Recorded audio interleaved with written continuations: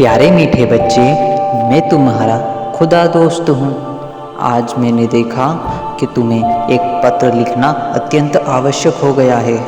आओ मैं तुम्हें वो पत्र सुना देता हूँ। प्यारे बच्चे, जब तुम निद्रा से जगे तो मुझे लगा तुम मुझे पुकारोगे, लेकिन तुमने मुझे नहीं पुकारा। मुझे लगा तुम अपनी कल की व्यथा तो मुझे अवश्य ही सुनाओगे, लेकिन तुमने तो वह भी नहीं सुनाई। मैं इतनी दूर परम धाम से तुमसे मिलने के लिए आया था। जब तुम्हारी नींद नहीं खुली थी ना, उसके पहले ही मैं तुम्हारे पास पहुंच गया था, लेकिन तुम अपने फ़ोन चलाने में ही अत्यंत व्यस्त हो चुके थे। मैं तुम्हारी राह देखता रहा। मुझे लगा जब तुम फ़ोन चलाकर फ्री हो जाओगे तब तुम मुझे अवश्य ही याद करोगे। तुम फ़ोन चलाकर तो फ्री हो गए, फिर ब्रश करने चले गए, लेकिन वहाँ पर भी मुझे याद नहीं किया।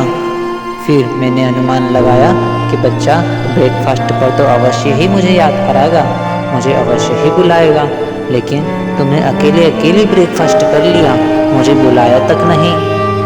बच्चे भले ही पिता को ना पुकारे, भले ही पिता को याद ना करे, लेकिन पिता को बच्चों की चिंता लगी रहती है।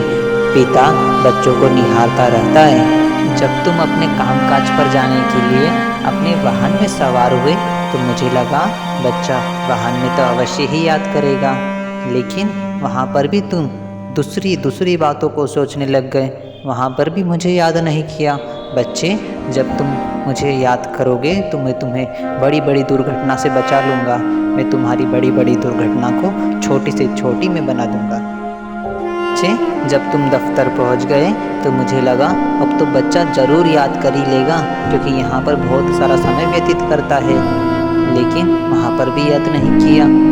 जब तुम एकदम से किसी को याद करने लगे तो मुझे लगा मेरा बच्चा मुझे याद कर रहा है, लेकिन नहीं, तुम मुझे नहीं, तुम और किसी व्यक्ति को याद कर रहे थे। बच्चे, आगे चलो, मैं तुम्हें तुम्हारे बारे में और बताता हूँ।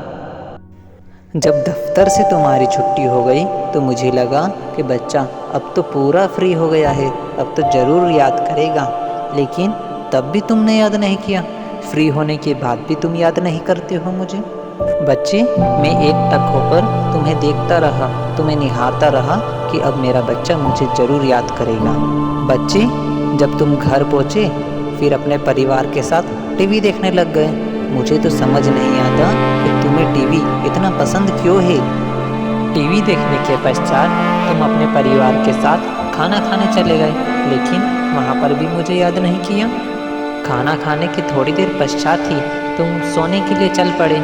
मुझे लगा बच्चे ने पूरे दिन याद नहीं किया, हो सकता व्यस्त है, लेकिन अब तो सोते वक्त तो एक बार ज़रूर याद करेगा। मैं तुम्हारी राह देखता रहा, तुम्हें निहारता रहा, लेकिन तुमने तो याद ही नहीं किया और सो गए। प्यारे बाबा के बच्चों को आज छोटी सी सेवा है कि चैनल को लाइक सब्सक्राइब जरूर कीजिएगा, और आपका पुरुषार्थ कैसा चल रहा है कमेंट में ज़रूर बताइए, ताकि हमें भी पता चले।